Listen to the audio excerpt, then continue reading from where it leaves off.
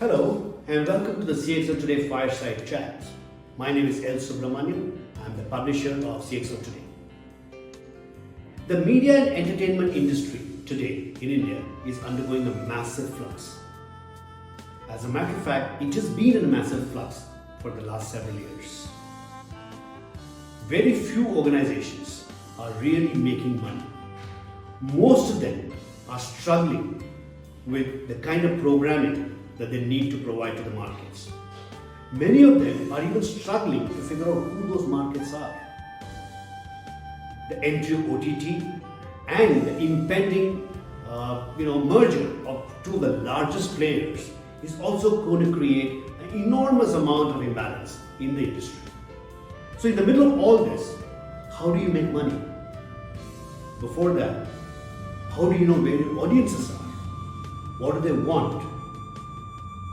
To answer all this and more, I have great pleasure in welcoming Devyani Ozarde. Devyani is the Managing Director of Media and Entertainment segment at Accenture India. I had an opportunity to meet with Devyani on the sidelines of a very interesting event that they organized, wherein many of the industry heads of the media entertainment industry have come in. Let's take a look at what Devyani has to say in addressing these concerns. Devyani, congratulations for a wonderful event. It was, I heard a lot of good ideas, a lot of bad ideas, but a lot of ideas. Yes. And I think this audience reflected the state of the industry. And that's where my first question is. You said reinvent to thrive. Is it reinvent to thrive or is it reinvent to survive? It has to be both. While the event theme is Reinvent to Thrive, we do believe that organizations today need to continuously innovate and reinvent themselves to be able to not just survive, but to also constantly evolve. The consumer demands is constantly evolving. So you cannot have a single formula and continue with that. So it's a constant evolution. And with that, the thrive comes in, and that's why we themed the entire event around Reinvent to Thrive. So one of the things that I picked up was that everybody is saying there is an oversupply of content, and everybody is saying that we have to figure out ways to make money. Yeah. Right? The question is that if you look at a quintessential consumer business, you normally go in understanding the customer first and creating products for them. Here it seems to be the other way around. Is that really reflective of the global industry or is it true only of the Indian industry? It's reflective of the media industry specifically. I will never go and ask, why am I paying for a shampoo? It's my need, and I go and buy it. But as a consumer, I end up asking, why do I have to pay for this content? Inherently, consumers have been spoiled for choice. We've been giving them content. Media companies supply so much of content, and it's all ad supported. A consumer doesn't realize that in the end they are eventually paying for it, but it's not explicit. For me to go and buy a specific shampoo in a market, I know what I want. I know what the value I'm getting out of it, and therefore I'm willing to pay for it. The day consumers realize the fact that in the end it's the value. Entertainment today is a need, and it is delivering great value to me, and therefore if there is a charge for premium content, I should be willing to pay for it. Exactly my point. So you are buying the shampoo because there is a realization of value, because the company that makes the shampoo has messaged that. In the same argument, is it fair to say that the media companies have not been able to message the value that they are creating for the consumer? Absolutely bang on. There is immense value in the content that media companies invest in. Like I said, there is more supply than demand. There is a lot of value, and there is inherent need for humans to be entertained. Essentially, it is a value that needs to be communicated in the right manner to these consumers. I believe there is a lot of work to be done there. I mean, you're saying they haven't done it. That's right. The other thing we noticed over the last few years is a significant amount of consolidation that's happening in the media industry, right? Now, that also brings pressure on the company to make sure that the kind of content that they're aggregating in some parts, right, actually is delivering value. Where do you think this consolidation is going to end? I mean, is it going to create a much more supply of content, or is it going to have some rationalization of content? Eventually, like I said, consumer demand is evolving. We are actually spoiled for choice. The more you give us, the more we want. And in the end, if you look at the overall media industry, I mean, all these mergers and acquisitions and consolidations, part of business, it's been happening for years. It's not new. So it's part of the game, part of the business. However, from a consumer standpoint, the expectation goes up. They ask for more. They ask for better content, better experiences, better value. Because now they look at a bigger organization providing that content to them. As a consumer, actually it doesn't matter who's providing that content, which platform is providing that content, so long as there is enough content that resonates with me. So obviously the expectations from a consumer is, I mean, it doesn't matter to them who's consolidating with who. In the end, if I get my content in a great experience, I'm fine. So from a consumer standpoint, I don't think there is any, change over here. Yeah, but again, if you look at the growth curve, and there was somebody mentioning that Indian media industry has actually grown last year, right? But it's a skewed growth, isn't it? I mean, you see a lot of growth in event-driven experiences, right? Now, wherever there's a non-event, that is struggling, because then the consumer choice is not clear, the pricing model is not clear, delivery model is not clear, right? So where do you see this non-event agnostic, models really emerging in the media industry? So it's again from a content standpoint, there is so much more ad supply than the actual demand. And you have viewers for all kinds of content. You have viewers for sports, you have viewers for movies, you have viewers for daily soap operas. There is enough number of consumers spread across all genres. So when you say event specific, you might see a spike in the usage. Yes. You might see suddenly there is a whole lot of consumers, and consumption has never gone down. But once the event is over, there is so much more that, they can consume and go back to their regular lives. For them, it's not something new that they're looking at. But from a content supplier standpoint, it's a constant run and an investment that they have to continuously do in order to keep that supply on. And that's where I think, you need to have enough and more deep pockets to really, continue to supply that kind of content. Because as consumers, we are, like I keep saying, we are spoiled for choice. We want more. And when we want more, I mean, I see that in the last 6 months when I saw the track, a lot of individual content creators or small content creators, so to speak, seem to be doing a lot better, right, as compared to the studios. Now, the question therefore is, do you see consolidation happening that level also, where these individual content creators also become a part of a big umbrella brand? Because if that happens, there are two things. One, yes, they get a leg up. At the same time, they lose their independence. Now, where does the balance come? I don't think they're looking for a balance, really, so to speak. You look at the trend, what's happening. YouTubers getting a break in movies. They are getting independent shows on digital platforms, OTT platforms. And now I see YouTubers going on mainstream TV. I recently saw, the billboards of Aapka Zakir, Yeah, I know. the YouTuber, Yes. on primetime TV, Saturday, Sunday primetime on Sony, 9:30 p.m. Now it's a primetime slot. How did this journey come through? For a YouTuber, is television bigger than YouTube? He started off with YouTube, but is television bigger for him now that he's accepted to do a show? The answer to that is yes, because it's more massy. He's reaching out to a lot more number of consumers.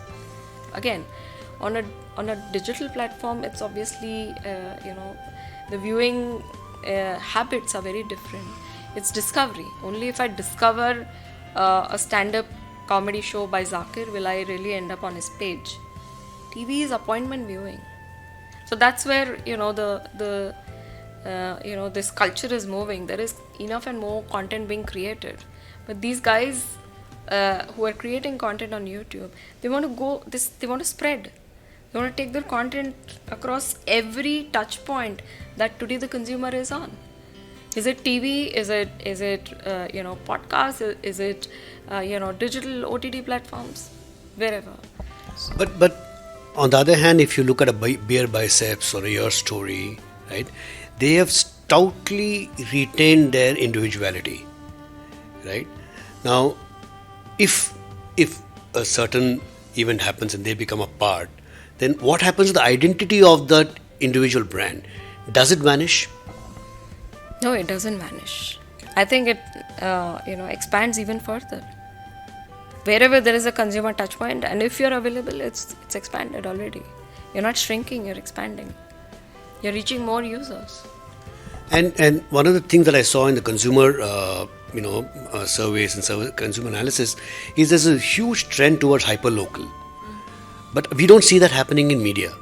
We still see a central repository of content which is being dished out across, right? Yes, language is notwithstanding, but the fact is it's still a central repository.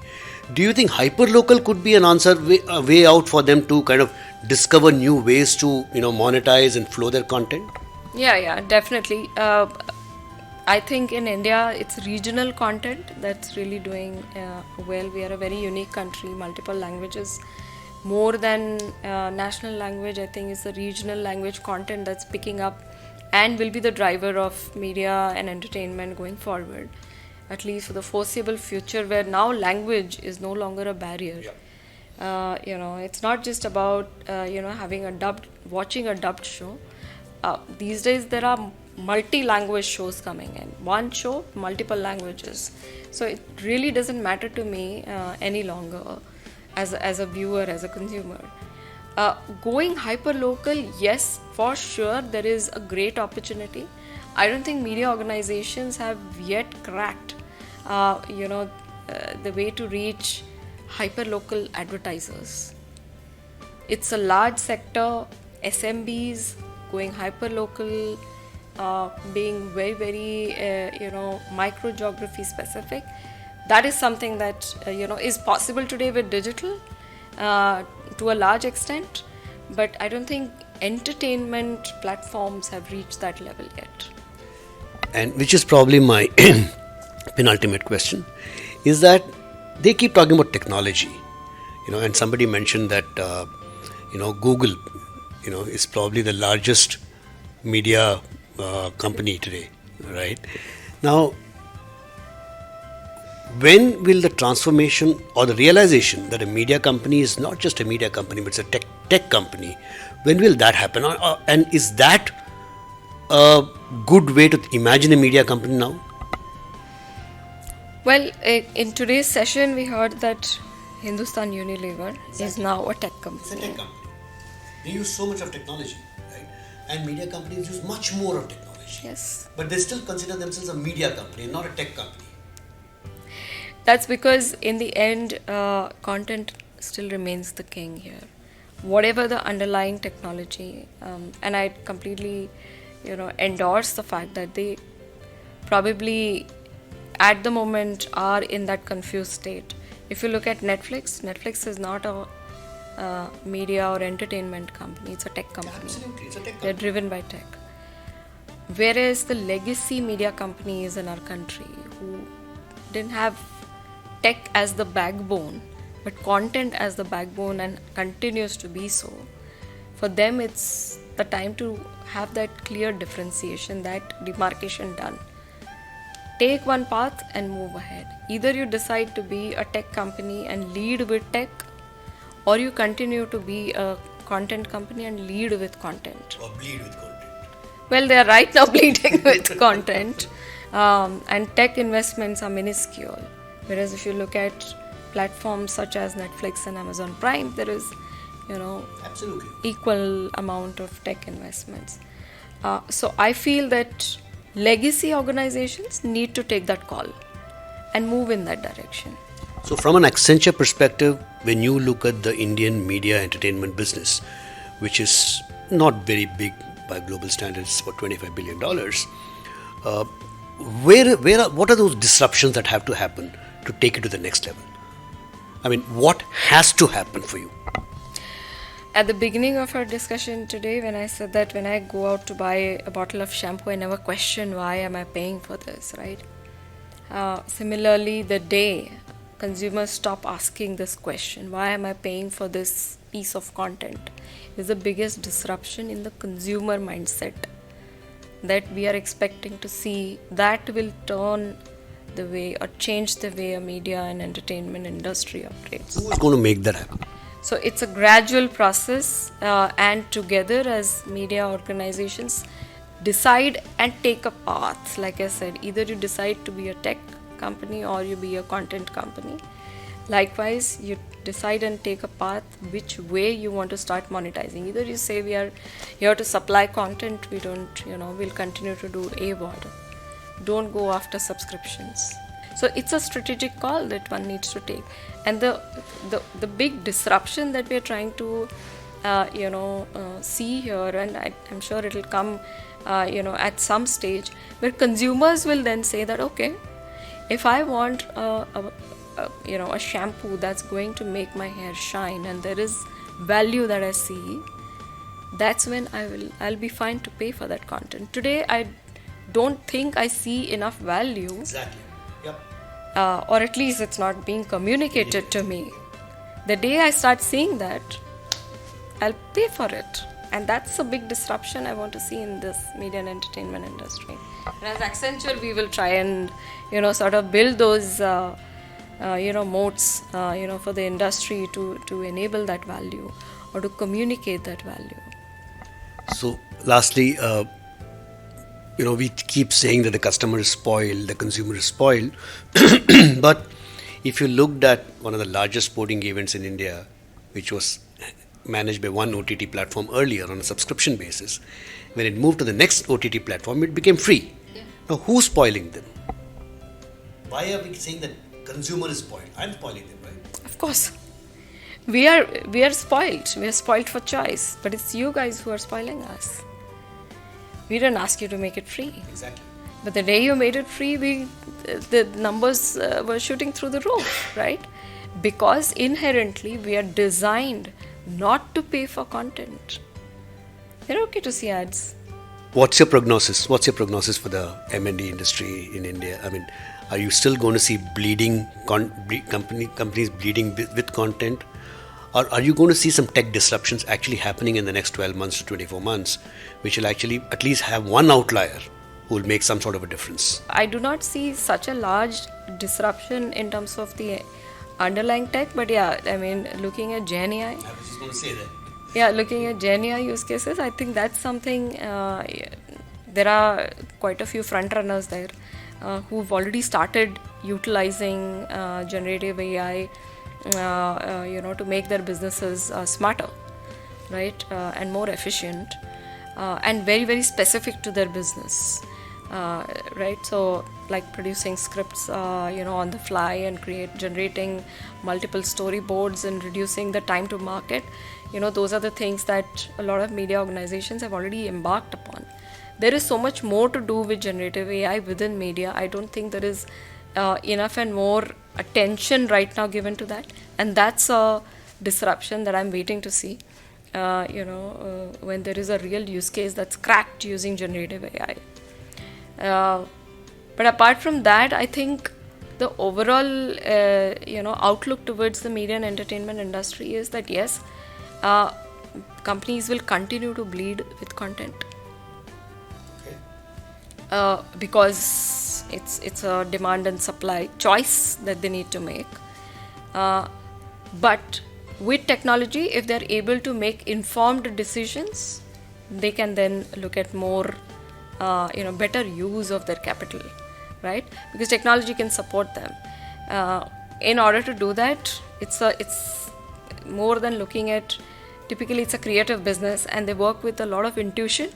They're not designed to look at data to really drive the creative side of things. They should start doing that. So that's the second tech disruption that I feel that will enable media and entertainment companies to probably thrive and succeed better than what they are doing today. Interesting you should say that, because two of the largest media organizations today are completely non-creative in that sense of the word. So to assume that creative folks, don't feel the need to use technology is a bit of a misnomer, isn't it? So the two largest media companies that you're talking about are tech companies. They are not media companies. Exactly my point. They are tech companies. And they've opened floodgates to user-generated content. And that's what's driving. I mean, then there is no end to creativity. The moment you open the gates to the creator economy, you've got there. I mean, then all you need to do is moderate it, right? But you can't stop these people from, because it's given them a free platform.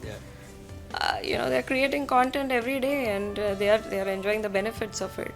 And as consumers, we are loving it. And they're making money also. So it's a win-win situation. Why stop it?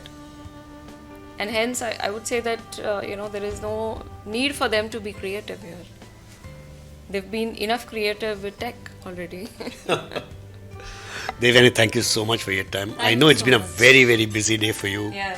And I know you've got clients waiting out for you there. So thanks a lot. Thank you so much. Hope to see you next time. Yes. Yeah, thank Lovely. you.